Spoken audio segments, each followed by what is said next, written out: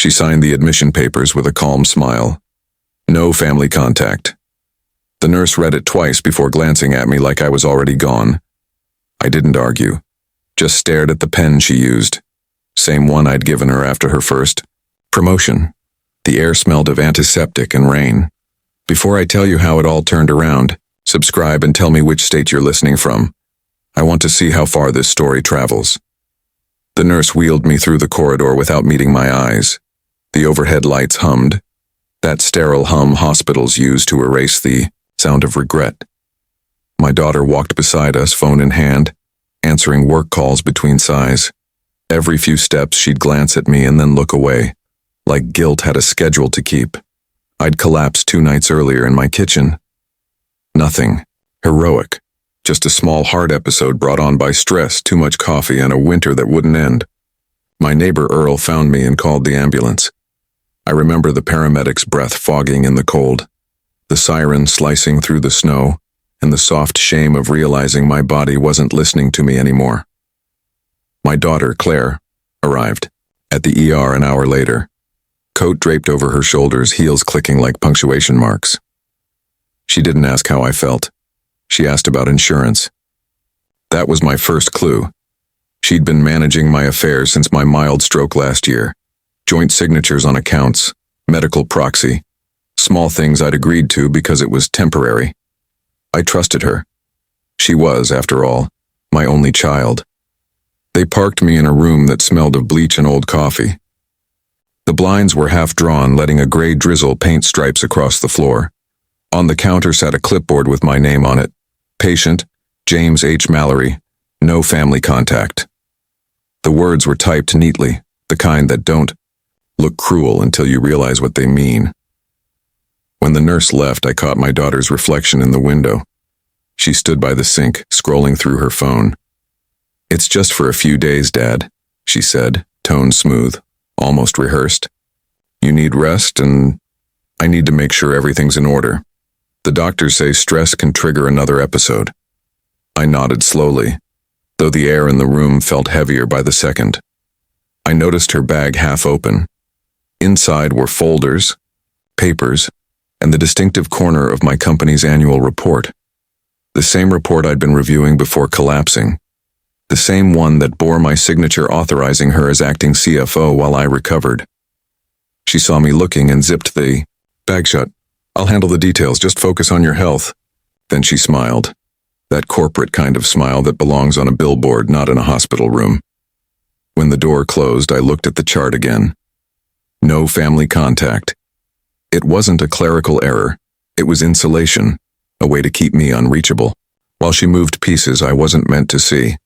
By afternoon, the doctor came in, young, polite, wearing the fatigue of too many night shifts. He read the chart, then froze. "You're James Mallory?" "Yes." "The same James Mallory on the hospital board?" I nodded once. He blinked, uncomfortable now. "I'll, make sure this form is corrected." He left quickly, like someone realizing they'd just touched a live wire. I sat still, watching the rain trace its way down the glass.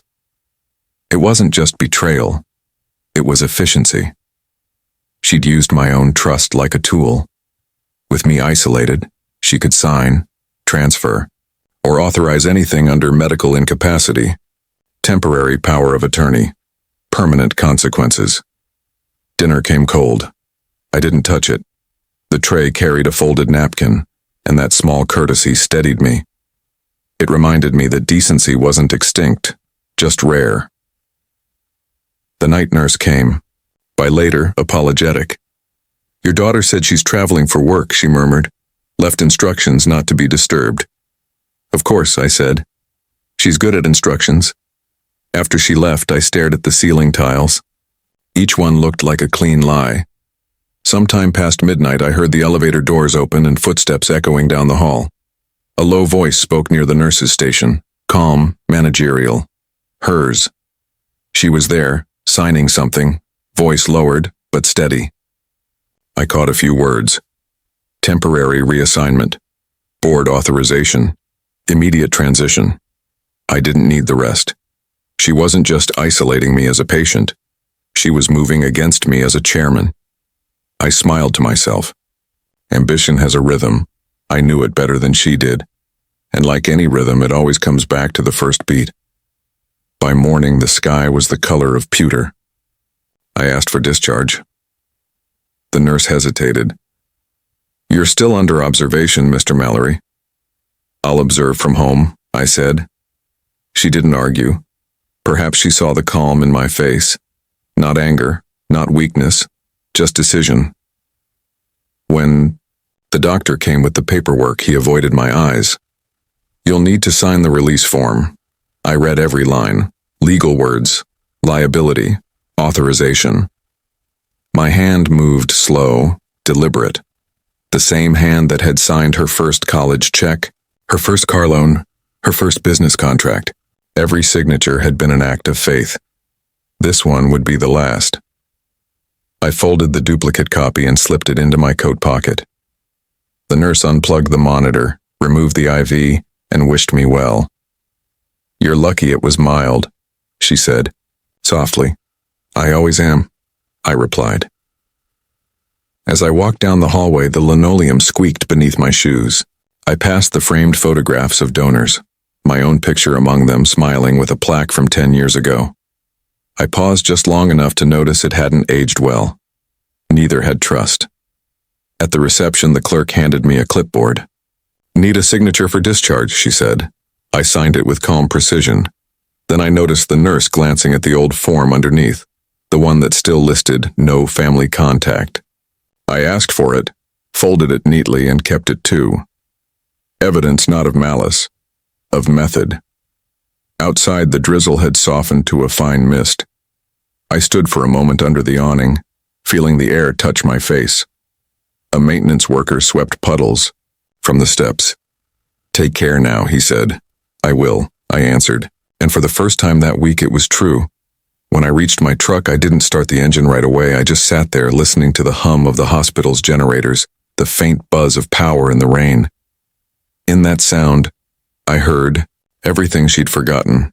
Who built this place? Who signed the first check? Who made her education possible? She thought she'd buried me in silence. But silence has a way of echoing, especially in rooms built by the man she tried to erase. I wasn't angry. Anger would have made me careless. I was something better. Awake. The clock on the dashboard ticked once, twice. That was enough. But leaving wasn't the hardest part. The drive home took 40 minutes, though I barely remember the turns. My hands stayed steady on the wheel, muscle memory doing what the heart couldn't. The dashboard clock blinked 9:07. The same minute. I'd signed my company's incorporation papers 40 years earlier. Funny symmetry. Somewhere between the hospital exit and the old grain silos, a song came on the radio. A country station fading through static. The steel guitar reminded me of weekends when Claire was little. Saturday mornings, she'd sit at my desk in the plant office, coloring while I reviewed contracts. "You work too much," my late wife used to say. "She's learning numbers before nursery rhymes." She wasn't wrong. I taught my daughter that paper meant power, that you don't raise your voice, you sign your name. Maybe she learned that lesson too well. Back then, I'd drive her to school in the company pickup, stopping for donuts when she aced a test. She used to hold my hand across the console, small fingers sticky with frosting. Now those same hands wrote me out of my own story. I could still picture the night after my wife's funeral, Claire at the kitchen table, promising she'd take care of me someday. I'd believed her, so when she asked to help manage operations, I signed. When she said the younger board wanted fresh leadership, I stepped aside. Every favor wore the shape of love until today proved otherwise. The road straightened ahead, gray, wet, unending. I tightened my grip on the wheel and exhaled. Regret wasn't useful anymore. I'd built everything from receipts, ledgers, and logic. And logic told me one thing: signatures can be revoked. By the next town line, I knew I needed a plan. I didn't go home right away.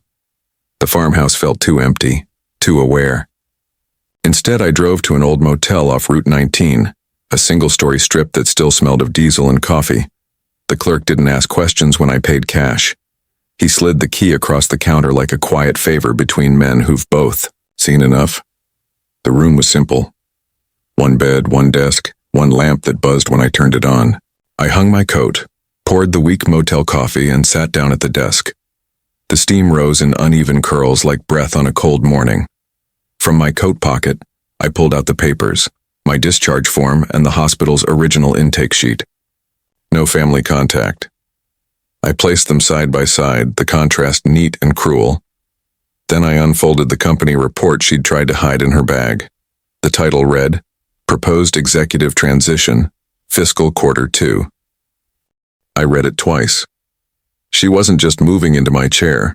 She was selling my majority stake to a private buyer under a temporary health clause. My own daughter had used a heart scare as a footnote for takeover. I'd signed the form that gave her the pen. I took a deep breath and began sorting. Every invoice, email printout, and ledger I'd carried in my briefcase went into a new stack labeled proof. The sound of paper sliding on wood was steady, rhythmic, almost comforting. I wasn't angry. I was inventorying the truth. By dawn, I'd filled 3 folders, one labeled ownership, one power of attorney, one medical proxy. Each held the weight of what she thought I'd forgotten. I dated each cover page, signed the bottom corner. A habit I'd taught her when she was 16. If it isn't signed, it isn't real. When the sun broke through the blinds, I made a list. People I trusted, people who owed me favors, and one particular lawyer who'd retired but never stopped reading fine print. His name was Daniel Holt, and he'd helped me draft the original incorporation papers decades ago. The motel clock ticked softly. I could hear a truck start outside, tires hissing on wet pavement. I reached for my pen and wrote 3 final words. At the top of the page, reclaim, correct, restore. I stacked the papers in one clean line. It felt like justice taking shape. Quiet, procedural, inevitable. By morning, I'd know exactly where to start. I left the motel before sunrise. The air smelled of diesel and thawing snow, the kind of scent you only find in small Midwestern towns waking up too early. The roads were quiet, every traffic light blinking yellow, warning and waiting at once. By 7, I parked outside a narrow brick building with a brass plate that still read Daniel Holt, attorney at law. He'd retired 3 years ago, but I knew old lawyers never really stop working. They just choose their cases. Inside, the reception area was the same. Dusty diplomas, a ticking wall clock, and the faint smell of paper that's seen too much. Truth. Daniel came out from the back, slower now, but with the same sharp eyes. Jim Mallory, he said, half smiling. Haven't seen you since you swore you were done signing things. Turns out signatures have long lives, I said. He poured coffee while I laid out the folders. Ownership, power of attorney, medical proxy. The documents formed a paper trail that could build or bury a legacy, depending who held the pen. Explained everything. The hospital intake, the restricted contact order, the transition clause hidden in company filings. He listened without interrupting, pen tapping gently on the desk. When I finished, he said one word. Calculated. I nodded. She learned from the best. He flipped through the papers, adjusting his glasses.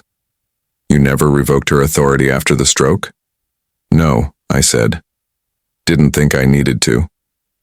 Well, he replied, now we'll make sure you do. In triplicate. We spent the next 2 hours drafting motions. One to revoke the medical proxy, one to reclaim executive authority, one to freeze pending transactions under a clause I'd written years ago. Ironically, to protect the company from outside fraud. Printer hummed steadily, spitting out each form like quiet artillery. Daniel's old hands moved with precision. We'll file these under your name directly, he said. And James, no confrontation. Let the paper do the talking. That's the only kind of talking I trust. When I signed the final page, the pen's click echoed through the room like punctuation. Daniel stamped each copy, the ink smell sharp and clean. Justice, it turns out, has a scent. I thanked him, gathered the folders, and walked back into the crisp morning. The courthouse clock across the square struck 9. My breath fogged in the air, brief but certain, proof I was still here. Everything was in motion now. All that was left was to wait for silence to catch up. I didn't drive home right away. Instead, I pulled into the diner across from the courthouse, the same one I used to visit with the board after long meetings. Same cracked red booths, same waitress refilling cups before you asked. The coffee was bitter, but it steadied me. Around me, the morning crowd was alive with small talk. Construction workers, a mailman, a nurse in scrubs, ordinary people doing ordinary things. For the first time in days, I envied that kind of simplicity. The folders sat beside me, edges damp from the mist. Every sheet inside was clean, signed, official. The kind of truth that doesn't need witnesses. I turned one over and traced the raised stamp with my thumb. There was something calming about it. Paper doesn't lie. It just waits. Across the window, I caught a reflection of myself. Older, yes, but not broken. The lines on my face felt earned. Somewhere under all the noise of betrayal, I realized I wasn't angry anymore. Just alert. A waitress named Carol topped off my mug and smiled. "Cold day to be out filing papers, huh?" "Colder if you don't," I said. Outside, the wind picked up, carrying a smell of snow and gasoline. A truck backfired down the road. The world was moving again. Slow, steady, deliberate. I finished my coffee, gathered the folders, and stood. Some silences mean peace. This one meant warning. The call came 2 days later, just as I was refilling my coffee at the diner. A familiar voice on the other end, carefully neutral. "Mr. Mallory, this is Claire." The way she said my name, formal, distant, told me she already knew something had shifted. I could hear the faint hum of her office in the background, the clatter of keyboards, the kind of noise you only hear in rooms where people talk about control. "Dad?" she added, softening the tone. "Can we talk?" I didn't answer right. Away. I watched steam rise from my cup and fade into the morning light. "Where?" "Hospital cafe," she said quickly. "Neutral ground." I almost laughed at the choice of words. Neutrality, that was her specialty. I told her I'd be there at noon. The hospital looked different in daylight. Same walls, same antiseptic smell. But now I was walking through it as a visitor, not a patient. Freedom has a different sound when your footsteps aren't being pushed by a wheelchair. She was already seated by the window, phone on the table, hands folded like a lawyer before trial. The cafe was half full, nurses on break, a few families, eating sandwiches they didn't want. "Dad," she began, standing halfway, unsure whether to hug or shake my hand. I gave her neither. I just sat. "You look well," she said. "Paperwork has that effect," I replied. Her smile faltered. "So, I heard from the board's counsel." "I imagine you did." She leaned forward slightly, voice low. "You revoked everything? Medical proxy, signature authority, all of it?" I stirred my coffee once, letting the silence answer for me. The clink of the spoon against porcelain filled the space where guilt usually hides. "You didn't even call me," she said, the practiced calm cracking just enough to sound real. "You didn't call me when you signed me into this hospital." "As a ghost," I said. "Fair trade." Her eyes narrowed, not angry, calculating. "You think I did this to hurt you?" "No," I said. "You did it to protect yourself. That's worse." She looked down at her hands. No rings. She'd stopped wearing her wedding band years ago. "You weren't well," she said softly. "The stroke, the heart episode. The board was worried. They wanted stability. You just expedited the process," I said. "Made it easier for them to replace me while I was sedated." She exhaled, then looked at me with something halfway between defiance and regret. "I kept this company alive, Dad. You built it, but you couldn't see how outdated it was. Investors wanted younger leadership. You would have lost it anyway. That's the thing about loss, I said quietly. You can hand it over or have it taken. Either way, someone learns what you're worth. A long pause followed. She stared at the table, fingers tracing the rim of her cup. Around us, the hum of the cafeteria filled the air. Trays clattering, distant laughter from a nurse's table, a child asking for pudding. I leaned back, letting the chair creak. Do you know who approved your promotion memo last year? She frowned. The board did. Under whose authority? Her jaw tightened. Yours. Correct, I said. Which means the very clause you used to remove me recognizes me as the founding signatory. You can't remove the foundation from under the house while it's still holding the roof. She blinked, realizing what that meant. You filed everything, I said. Daniel Holt helped. He's better at paperwork than at forgiveness. Her composure wavered, just for a heartbeat. Then she regrouped, smoothing her hair like she was pressing wrinkles out of time. You think the board will side with you? They don't have to, I said. They'll side with the law. And the law already has my name on every deed, account, and transfer that matters. Her eyes glistened, but not from tears, from fury carefully disguised as logic. You can't just take it all back. I didn't take it back, I said. I corrected the record. You took it away. A nurse passed by our table, smiling politely. We both nodded in return, two people pretending to be family in public. After a long silence, she spoke again. I was scared, Dad. After Mom died, I didn't want to lose everything we built. You were getting older. Your health, I thought. If I took control early, I could keep it safe. I nodded slowly. Control and care aren't the same thing. Her eyes filled this time, not with tears, but memory. You always said paperwork was power. I also said honesty keeps it balanced, I replied. She looked down, whispering, I didn't mean for it to go that far. I know, I said. That's why it did. Outside the window, snow had begun to fall, light, patient flakes landing on parked cars. The city looked almost peaceful in its grayness. I reached into my coat and set an envelope on the table. She stared at it like it might burn. What's that? Minutes from last night's board meeting, I said. They've reinstated me. You're listed as temporary counsel, pending review. I didn't remove you.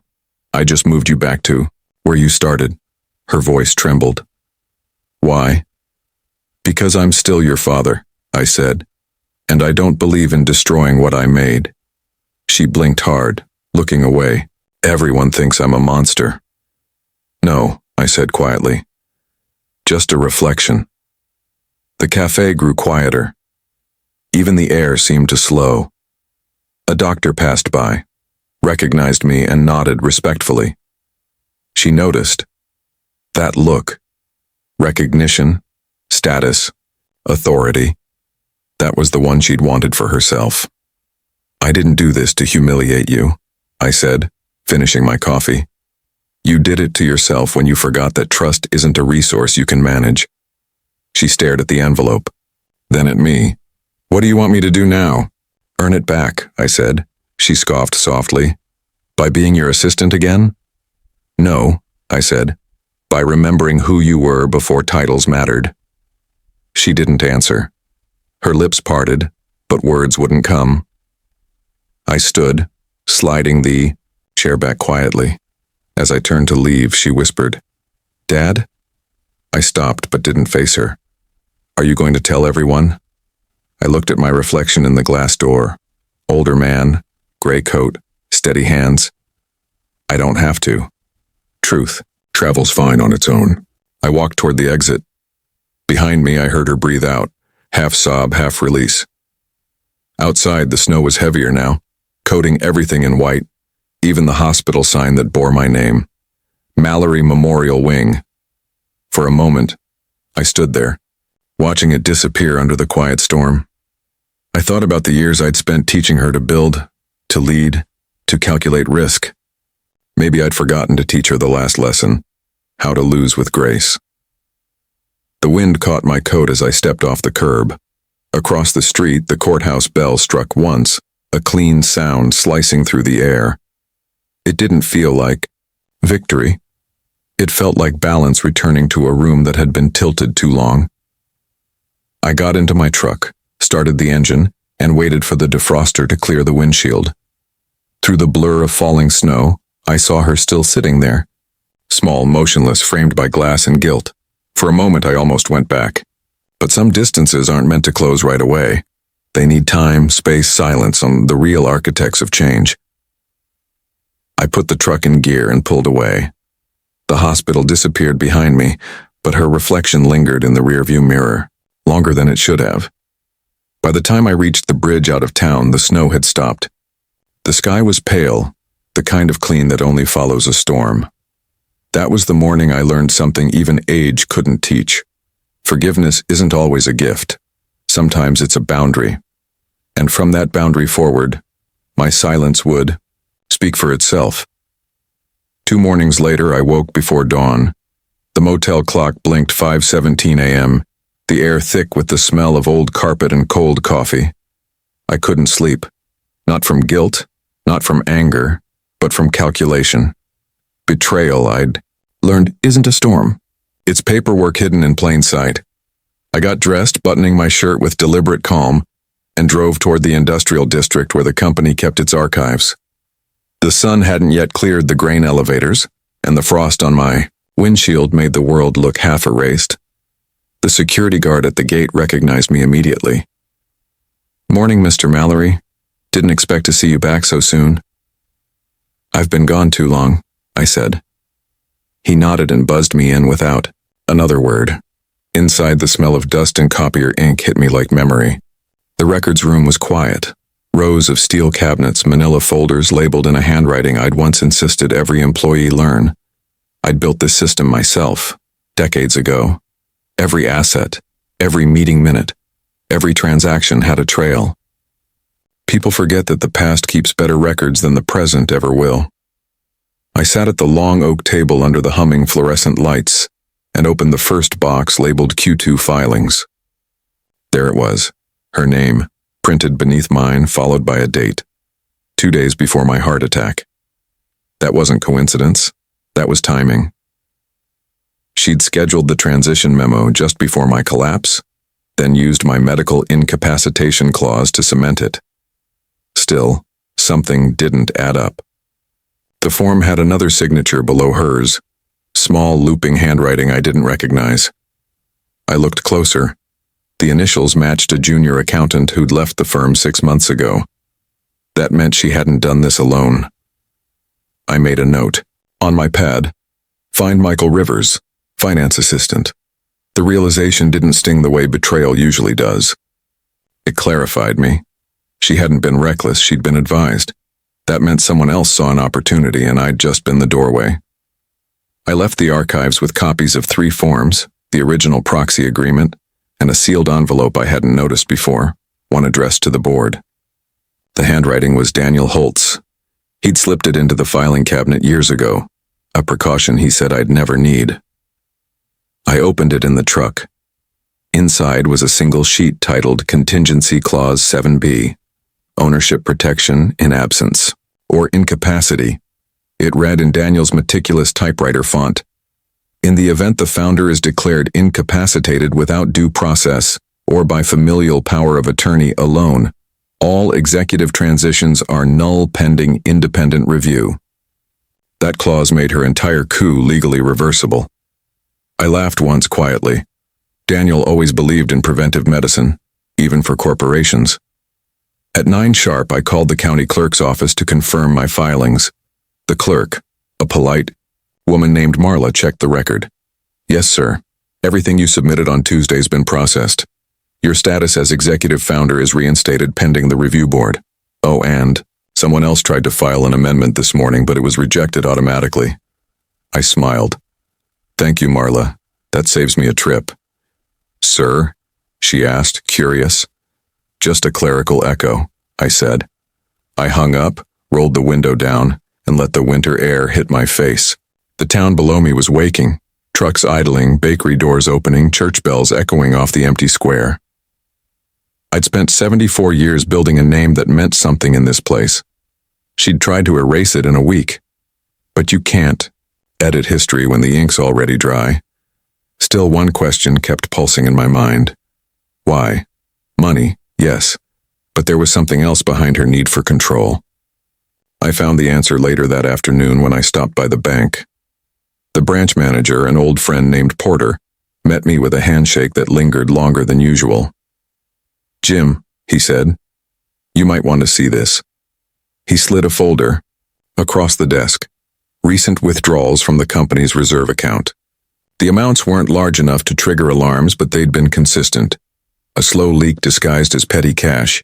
Each withdrawal bore 2 authorizations, Claire's and that same accountant's, Michael Rivers. "Where's the money going?" I asked. Porter hesitated. "That's the strange part. Transfers went through a health foundation, one that doesn't exist in the state registry. A foundation. The irony didn't miss me. She'd used charity as a shield, created a ghost nonprofit using my name as the founder, funneling corporate funds under the pretext of medical philanthropy.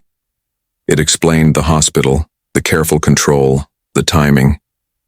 She hadn't just betrayed me personally, she'd weaponized compassion. I closed the folder and said nothing for a while. Porter watched me, waiting for anger, maybe disbelief. Instead, I just nodded.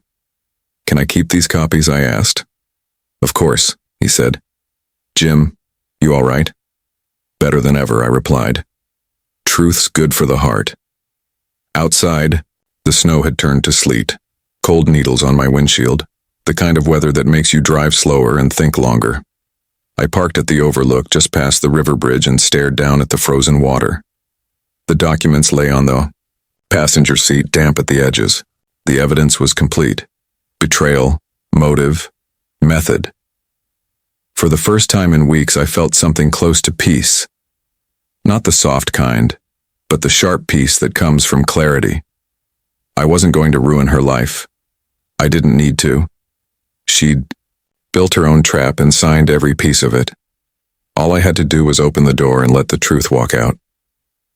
That night, I called Daniel again. "Found something you'll appreciate," I said. He chuckled softly on the line. "You always do. Tell me." I explained the foundation, the falsified filings, the hidden clause. He was quiet for a long time, then said, "That's not just mismanagement. That's felony-grade fraud if proven." "I don't want charges," I said. "Not yet." "What do you want?" "Time," I said. "Let her see what silence can do." He didn't argue. He never did when my tone changed like that. "I'll prepare the affidavit," he said. "You'll decide when to file." "Thank you, Daniel." After we hung up, I opened the motel window to let the night air in. The hum of the highway sounded steady, distant, almost like breathing. On the desk lay the folder marked Foundation Transfers. I stared at the first page, my name printed under founder, her signature beneath acting director. For the first time, I didn't see betrayal. I saw inheritance, the kind that comes without wisdom.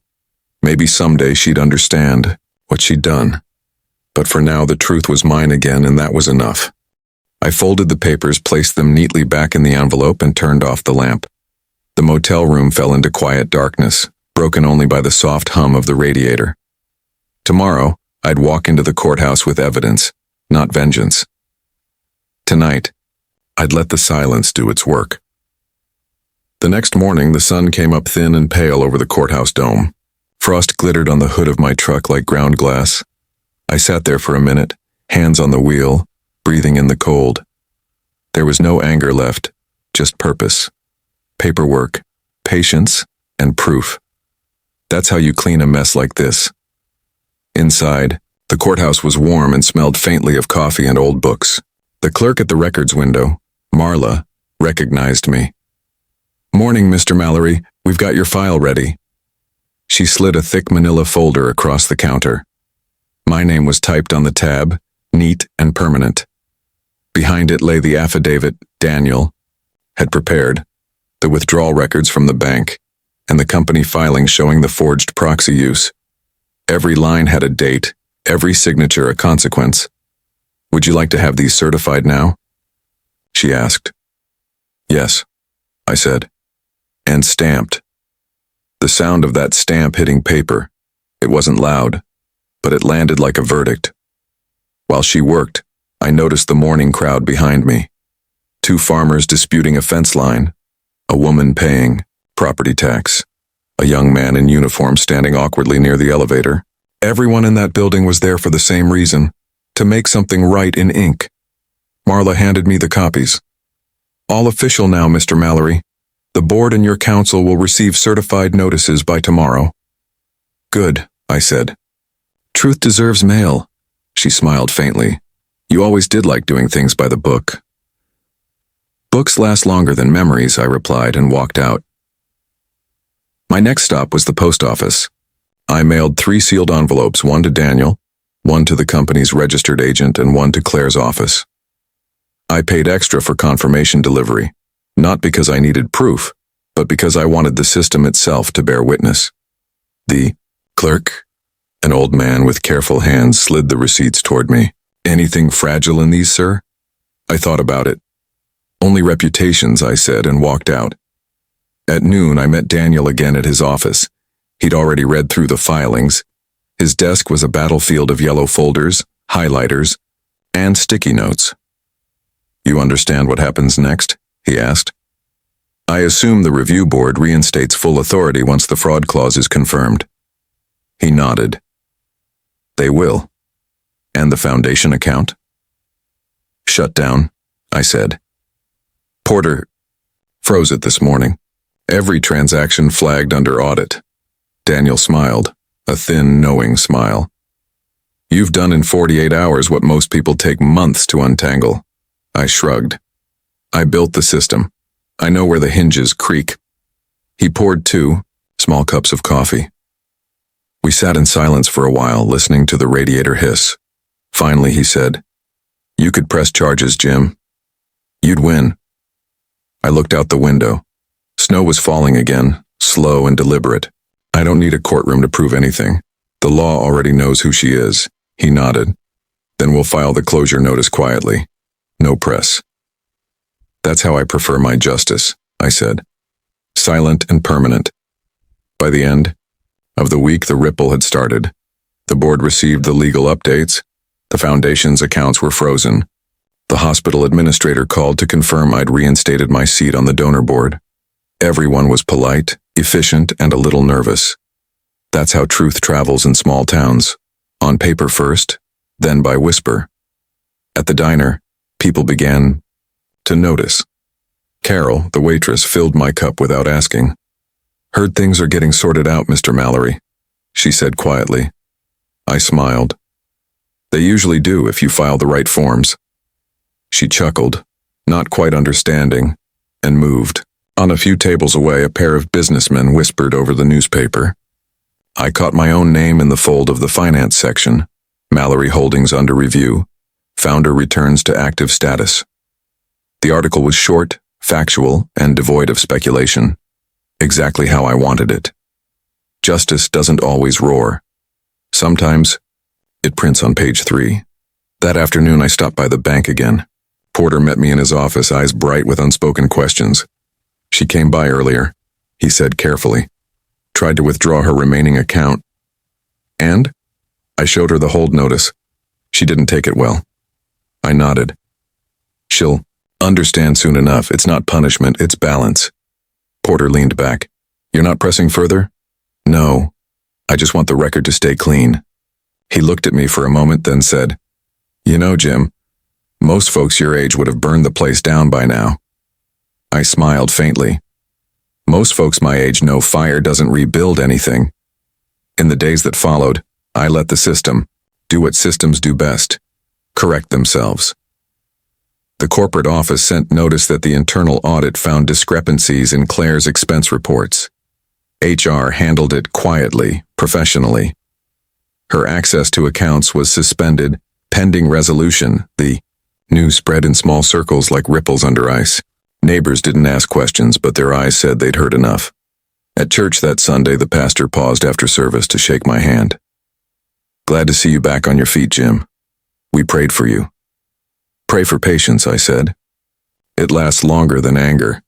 He nodded, not realizing I meant it literally. Back at the farmhouse, I sat at my desk and opened the last folder. Inside were the certified documents, each stamped, signed, dated. They looked more peaceful than I expected. Justice always does when it's done right.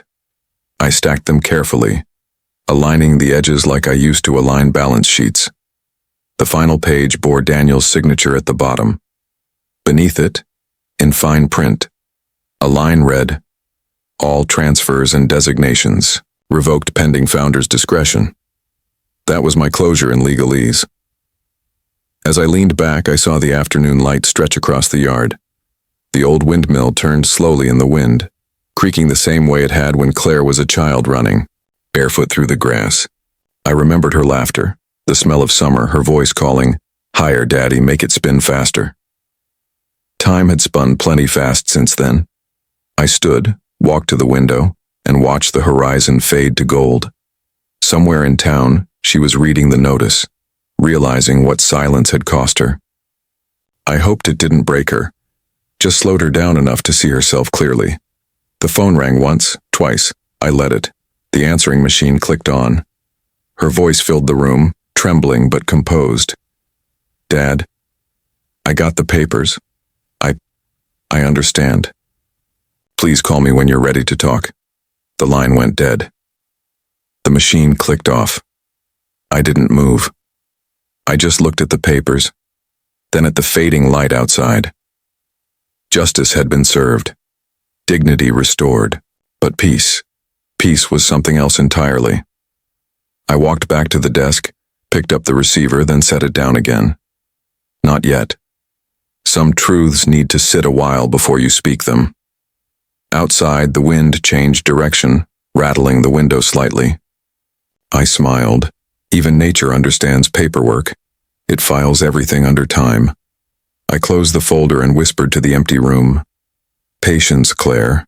The truth always mails itself back." The quiet didn't last long. It never does. By the third week, silence gave way to noise, the kind that doesn't come from telephones or doors but from rumor. Small towns don't need newspapers to spread news. They have porch steps and coffee counters. I noticed it first at the grocery store. 2 women by the apples went quiet when I walked past. Their conversation ended mid-sentence, replaced by a smile too quick to be genuine. In the checkout line, a young clerk fumbled with my change and said, "Heard some talk about your company, Mr. Mallory. Hope everything's okay." "Everything's fine," I said evenly. "It's just paperwork catching up with honesty." I blinked, unsure if I was joking, and bagged the rest in silence. When I got home, there was a note on the porch, folded, handwritten, no return name. Inside it read, "She's telling people you framed her." I didn't need to wonder who she was. That evening, the local business journal posted an article online. "Leadership dispute at Mallory Holdings. Daughter claims misrepresentation in transfer case." It wasn't an accusation, not legally, but the phrasing was sharp enough to cut reputation. "Sources close to the family," it said, "suggest internal conflict over succession planning." That was her language. Controlled, clean, emotionally neutral. The kind that convinces people you're calm because you're right. I closed the laptop and sat back. She'd moved from paperwork to persuasion. That was a clever play. Emotional ambush through public sympathy. The next day, Daniel called. "She's making statements," he said flatly. "Interviews, social posts, all in the tone of wounded daughterhood. You'll be tempted to reply. Don't." "I wasn't planning to," I said. "Good," he said. "Because if you do, it becomes a story. Right now, it's gossip." I nodded, though he couldn't see me. "Let her talk. Words evaporate faster than ink." He chuckled softly. I wish more clients understood that. Still, the whispers found their way through cracks. At the diner, A retired manager approached my booth. "Jim," he said cautiously, "I don't mean to pry, but Claire's saying you're not well, that the doctors wanted you under care and you refused." I stirred my coffee once, calm and slow. "She's half right. I refused to stay where lies were written in my name." He frowned, uncomfortable. "I just wanted to hear your side." "This is it," I said. "You just did." He nodded, embarrassed, and left. After that, I stopped going to the diner for a few days. Not out of shame, I just didn't want to feed the echo chamber. People need new sound to keep rumors alive. Silence starves them. But Claire didn't slow down. She posted a photo on social media, her standing in front of the company building, captioned, "Doing what I can to save what my father built." The comments poured in. "You're so strong. Family first always. He should be proud of you." I scrolled through them once, then shut the screen off. Pride wasn't the word I'd use. 2 days later, the storm arrived. The board's council requested an emergency mediation session to clarify public perception and maintain shareholder confidence. I knew the phrasing. It meant damage control. She'd managed to convince at least one director that her narrative was plausible. Daniel and I walked into the conference room at noon. She was already there, standing by the window in a gray blazer, hair tied back, expression serene. On the table lay 3 copies of the article, printed and highlighted. "Dad," she said softly, "thank you for coming." I nodded once. "I built this table. I'm entitled to a seat." The board members exchanged uneasy glances. Some of them had known me for decades, watched Claire grow up, attended her wedding. Loyalty gets complicated when bloodlines cross. Ledgers. The chairman, a man named Fields, cleared his throat. "Let's begin. We're here to ensure transparency on both sides.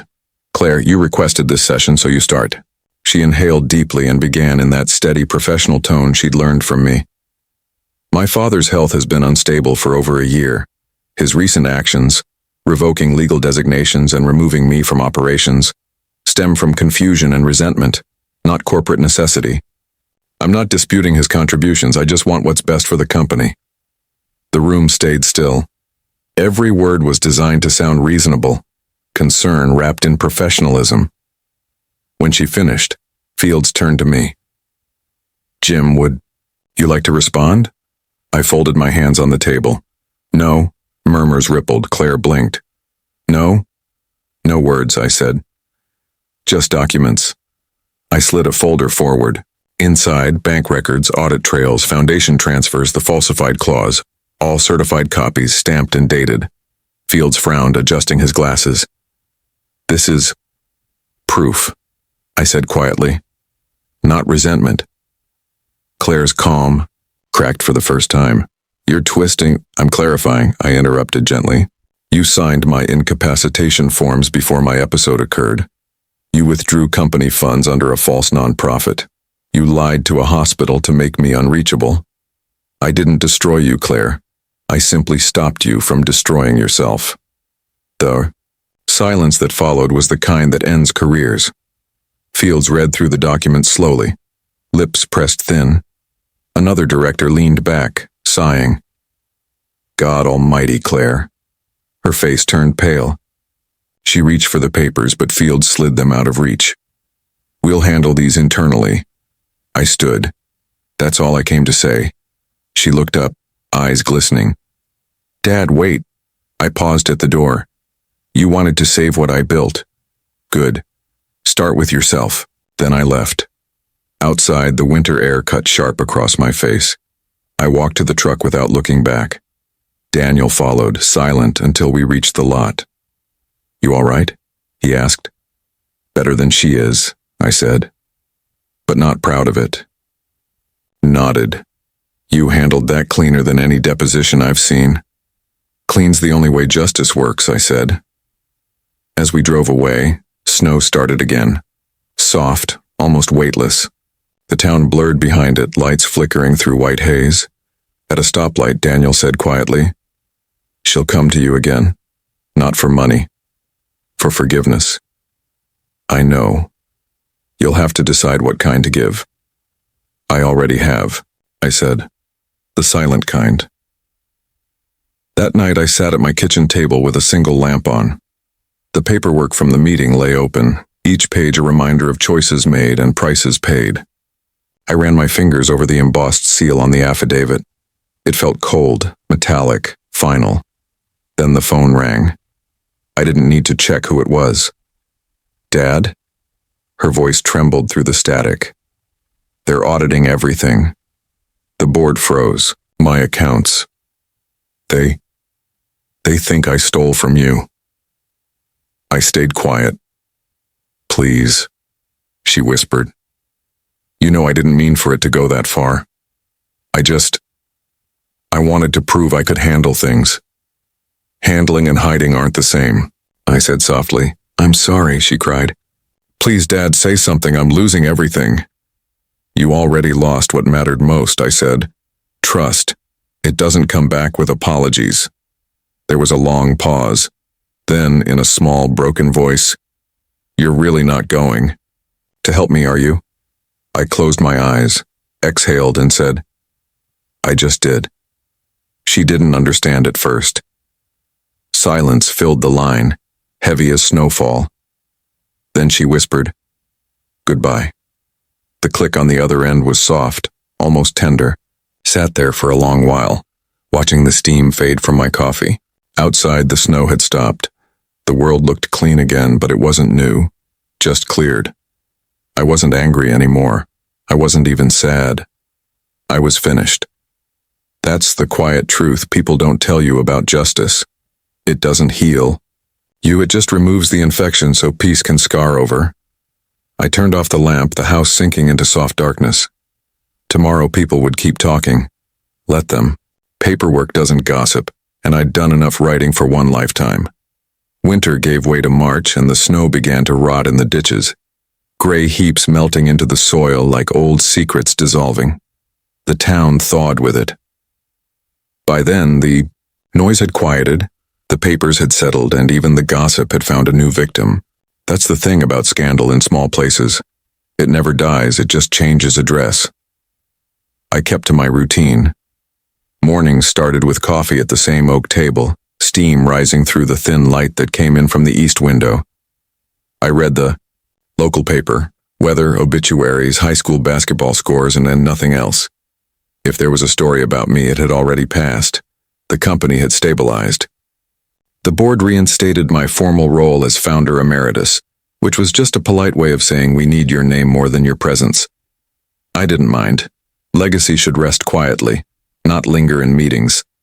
They brought in a new CEO, young, careful, polite. He came by once to shake my hand, called me Mr. Mallory like he was greeting a statue. I wished him luck. I didn't want to build anymore. I just wanted to watch the things I'd built survive. As for Claire, her name had slipped from the company masthead. She'd resigned after the audit concluded, citing personal reasons. Daniel told me the board chose not to pursue charges. They said you'd made your wishes clear, he'd added, studying my face. I had. Justice was never meant to destroy her, just to stop her. There's a difference most people never learn until it's too late. She sold her house in town and moved somewhere south, maybe Texas or Georgia. People mentioned it in passing, never with cruelty, just curiosity. I never corrected them when they called it a fresh start. Every story deserves that grace, even the painful ones. I still saw her sometimes in memory, not the version from those final days, but the younger one, sitting on my office floor, drawing company logos with crayons, calling herself Vice President of Paperclips. I'd keep those snapshots tucked where guilt couldn't reach. One afternoon I drove past the hospital, the same one where she'd written no family contact beside my name. The sign out front still bore my surname, Mallory Memorial Wing. I parked for a minute, engine running, and watched families come and go through the glass doors. Inside those walls, she'd once stood certain that her decisions were necessary, that betrayal wrapped in good intention was still love. I understood that now, in ways anger had never allowed. Forgiveness isn't a single act. It's erosion. It happens slowly, quietly, until what's left of the hurt fits in your palm like a smooth stone. You don't forget holding it. You just stop throwing it. That evening I took that same stone, the metaphorical one, and put it down. I wrote her a letter. Claire, I've read every report, signed every line, and still can't find the place where trust and ambition stop looking alike. Maybe you can. You have time for that now. I'm not angry anymore, and I don't want you to be either. Everything you did came from a place that once tried to protect me. I understand that now. You used the tools I gave you. Maybe too well. The company's safe, the town's stable, and my name still means something. That's enough for me. Don't try to make this right. Just live better than you did before. That'll be our balance sheet. Daddy sealed the letter and left it unaddressed on my desk. Not because I doubted sending it, but because I wanted to earn the peace of doing so. For days I'd look at it in the morning light, wondering if silence might still speak louder. Eventually I mailed it. No return address, just her name. A week later, an envelope arrived in my mailbox. My own handwriting on the corner, returned from an old address she no longer lived at. I smiled. Maybe that was the right ending after all. Some letters find their way home even when they're never read. Spring came slow. The yard filled with robins again, the soil soft enough to dig. I planted lilacs by the porch, my late wife's favorite. The wind carried their scent across the field, mixing with the earthy smell of thawing ground. For the first time in months, the house felt alive again. Daniel visited one afternoon bringing pie from the diner. "You've got quiet down to an art form," he said, sipping his coffee. "I've had practice," I replied. He grinned. "You ever think of writing it all down?" I looked out at the horizon, sunlight catching the metal of the old windmill. "It's already written," I said. "Every line's got a witness." He nodded, understanding. "And her?" "She'll be fine," I said. "She's too much like me not to be."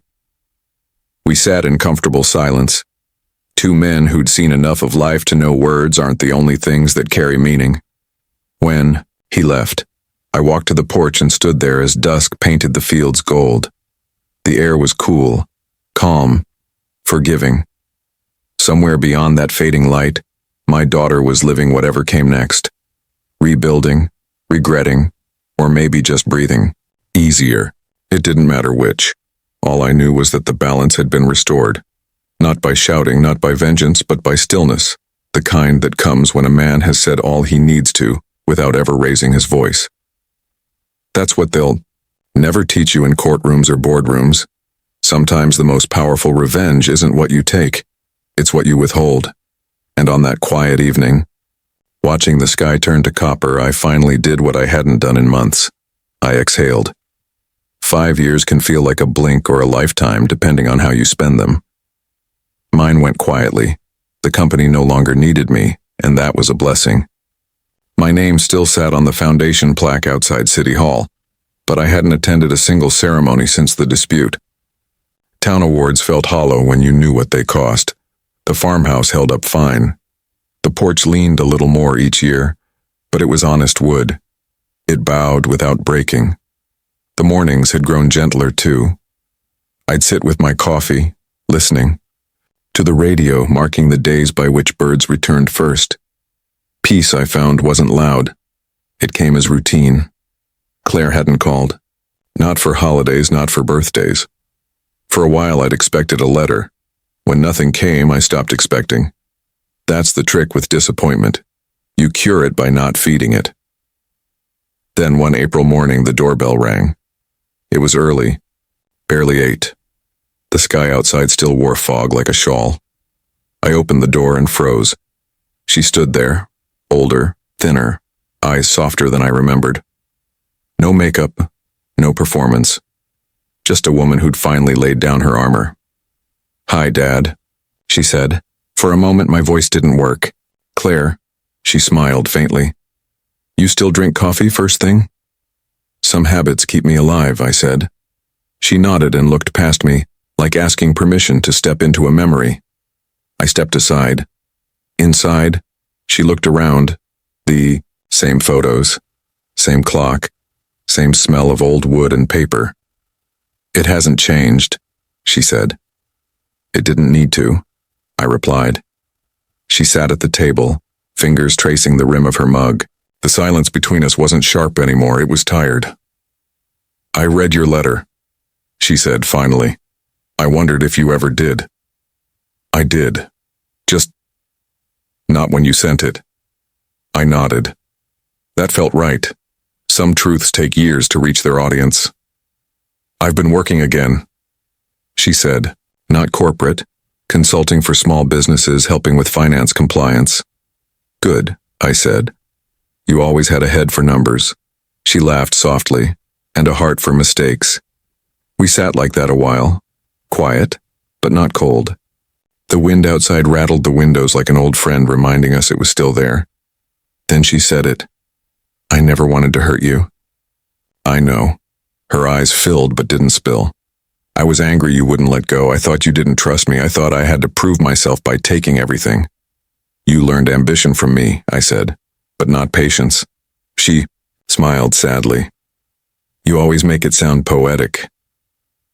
I've had time to edit, I said. She laughed through her breath. It sounded almost like the girl I used to drive to school. After a while, she reached into her bag and pulled out an envelope. This is for you, she said. I hesitated before taking it. Inside was a check, donation paperwork for the local trade school under a new name. The Mallory Scholarship Fund for Ethical Business Leadership. It's in your honor, she said, but not for redemption, just continuation. I stared at the paper for a long time, then set it down. You didn't have to. I did, she said. I had to learn to build something without stealing it first. The room stayed quiet long enough for the wall clock to fill the space. Tick. Pause, tick. Every sound a small forgiveness. You look older, I said finally. So do you. Guess that's fair, I said. When she stood to leave, I walked her to the porch. The fog had lifted, revealing the line of hills stretching blue and soft in the distance. I don't expect things to go back, she said. I just wanted to say thank you for not ruining me when you could have. I looked out over the field, where the windmill still turned slow. You were never mine to ruin. You were mine to raise. The rest was up to you. She nodded. Her car waited by the mailbox, dust rising from the gravel. Take care, Dad. You too, I said. She walked down the steps, the boards creaking under her heels like they recognized her. She got in, started the engine, and paused with her hand on the steering wheel. I knew she wanted to say more. Maybe, I'm sorry. Maybe, I love you. But she didn't. She just gave a small nod through the window and drove off. The sound of the car faded into the distance, leaving only birds and wind. I stood there until the dust settled. Then I turned, went back inside, and sat at the same table where she'd sat minutes ago. The coffee had gone cold, but I drank it anyway. It tasted like closure, bitter, grounding, real. Later that evening, as the sun sank low, I walked out to the porch again. The lilacs I'd planted years ago were just starting to bloom, their scent faint but familiar. I thought about her donation, the scholarship, the letter, the way her voice had trembled when she said, "Thank you." That wasn't redemption. That was growth. And growth, I realized, is quieter than revenge but lasts longer. When night fell, I turned on the porch light, for no reason. Just to leave something visible for the road she'd driven away on. Because forgiveness, like that light, isn't about who sees it. It's about what it keeps from going dark. The year after Claire's visit passed slower, but easier. When people ask what peace feels like, they expect an answer about joy. The truth is simpler. Peace feels like routine without the ache of yesterday attached. I spent my mornings fixing small things around the farm. Hinges that squeaked, a fence post leaning too far, the porch railing that wobbled under my hand. None of it needed to be perfect. It just needed to stay standing. There's meaning in maintenance. The world around me moved on as it should. Mallory Holdings had turned into a regional firm, still using the logo my wife sketched 30 years ago on a napkin. Sometimes I'd see the trucks drive by with that emblem on the side, a simple M inside a circle, and I'd feel a quiet satisfaction. It wasn't pride, not exactly. It was recognition that what I built had outlasted my name. The local paper ran an article about the scholarship fund. A daughter honors her father's legacy through ethics and education. They got a few details wrong.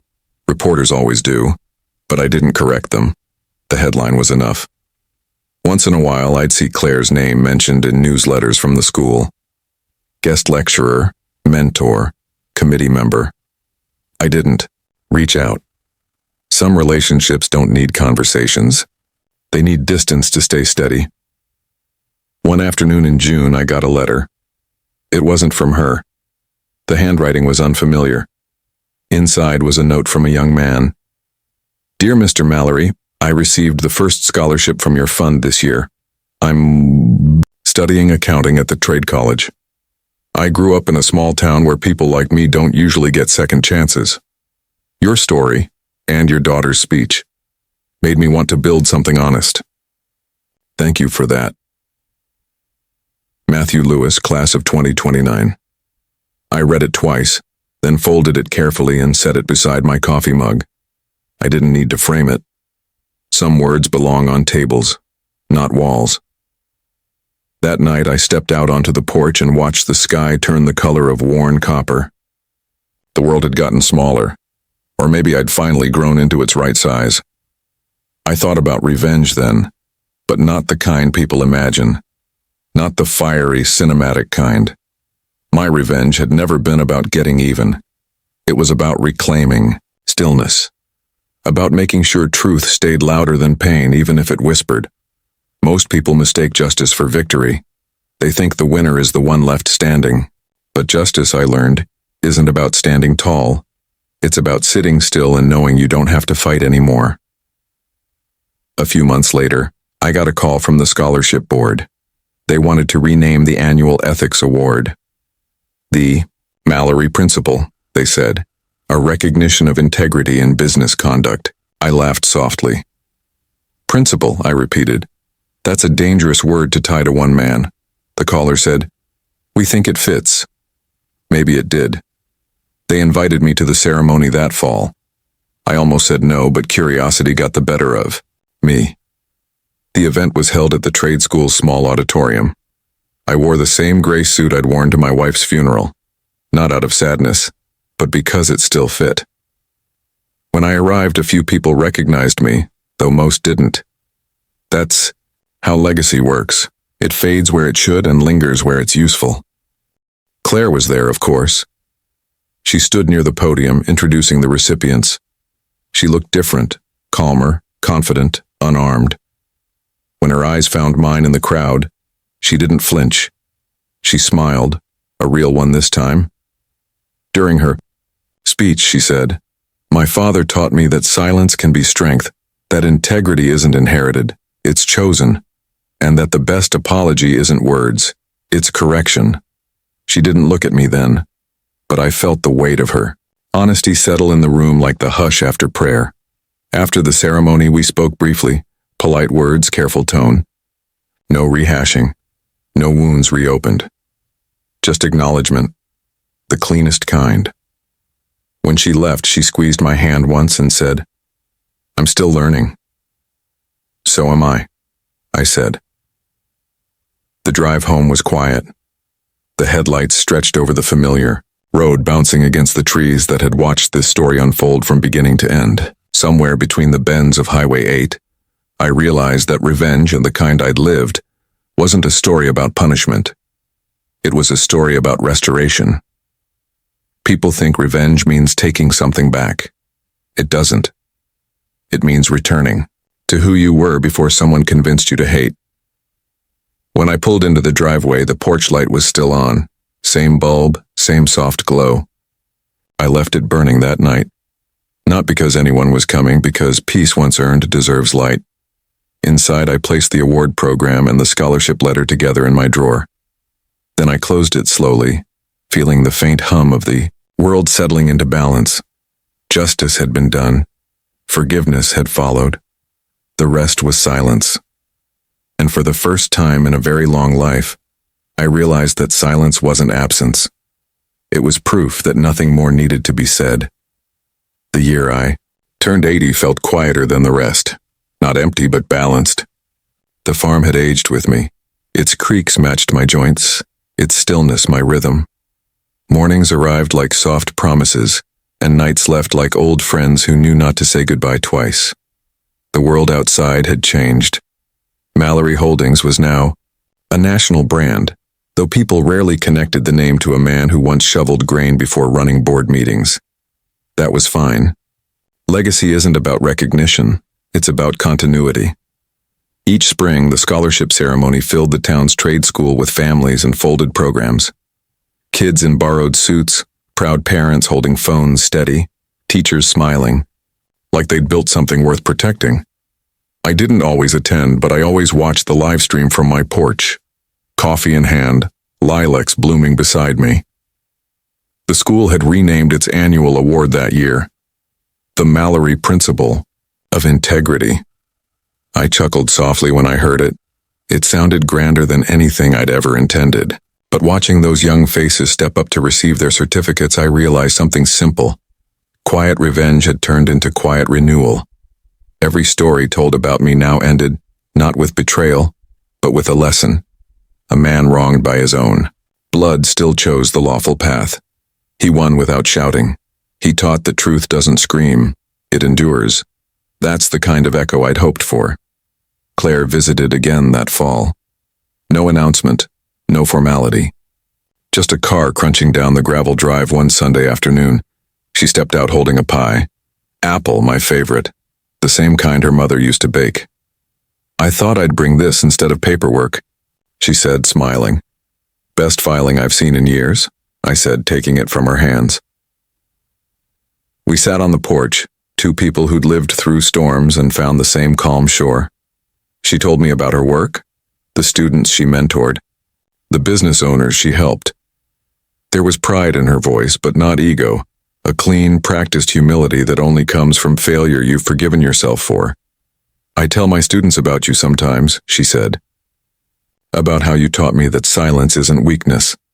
I looked out at the horizon where sunlight was breaking through clouds like slow forgiveness. Silence, I said, is just sound taking a breath. She laughed quietly. You always have a line ready. I've had 80 years to practice. She turned serious for a moment. Do you ever regret not cutting me off completely? I shook my head. Regret's a chain. Forgiveness is a key. I just chose not to keep the door locked. She didn't speak for a while. The wind carried the sound of crows across the field.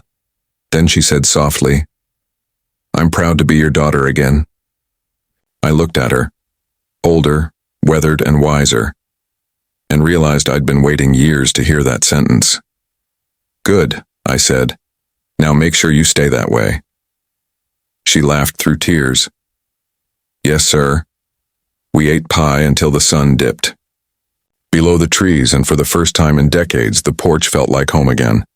Not a memory, not a monument, but a place alive with belonging. That winter, I began writing letters. Not for her, but for the scholarship students who'd never know my voice. Each one started the same way. Integrity is quiet, you'll never see it trending, it doesn't clap back and it doesn't beg applause. But one day it will be the only thing that still holds your name steady when noise fades. I mailed them all anonymously through the school's office. Daniel helped me with the logistics, joking that I was ghost mentoring the next generation. Maybe that's the best kind of mentoring, I said. They learn the lesson, not the man. When I finished the last letter, I sat by the window and watched the snow fall. Slow, deliberate, like time forgiving itself. If someone asked me then whether I'd finally made peace with what happened, I'd have said no. Not because I hadn't forgiven, but because peace isn't something you make. It's something you notice one morning and realize has been sitting quietly beside you all along. The following spring brought a surprise. The trade school board invited me to deliver the closing remarks at the 10th annual scholarship ceremony. I almost declined. Public speaking wasn't my rhythm anymore, but Claire insisted. "It's not about speeches," she said. "It's about letting people see that stillness can stand tall too." So I went. The hall was smaller than I remembered, but the faces were brighter. Young people, first in their families to study, some working double shifts to stay enrolled, looked up with the same hunger I'd had half a century ago. When they called my name, I walked up slowly, the sound of applause steady but soft. I stood at the podium, cleared my throat, and spoke the truth I'd carried all my life. Some of you will build things that outlive you. Some of you will lose things you thought were permanent. Either way, remember this. Revenge fades, but integrity remains. You don't win by hurting back. You win by staying whole. I've lived long enough to learn that the quietest victories last the longest. So when the world tells you to shout, to fight, to tear down, stay steady. The truth doesn't need noise. It just needs time. When I finished, the applause felt different. Not loud, but warm. The kind of sound that fills a room without shaking it. Afterward, a young woman approached me, one of the new scholars. "Mr. Mallory," she said shyly, "my father and I haven't spoken in years, but after hearing your story, I think I'll call him tonight." I smiled. That's the best return on investment I've ever had. That night, as I drove home, I didn't turn on the radio. The road ahead stretched like a ribbon of memory, each mile a quiet echo of everything that had come before. When I reached the farmhouse, I left the car running for a moment and looked at the porch light. Still glowing, still waiting. I thought of my wife, of the company of Claire, of every ledger I'd ever balanced, every word I'd never said. And then I smiled, because the story had ended exactly as it should, not with punishment, but with peace. I turned off the engine, stepped into the cool night, and whispered to no one in particular. Justice done, dignity kept, legacy alive. The stars above the field flickered faintly, like signatures in the sky, and for the first time in my long, stubborn life, I didn't feel the need to write anything else down. The story was finished, and the silence finally sounded like home. If this story moved you, please like the video, subscribe to the channel, and share your thoughts in the comments below.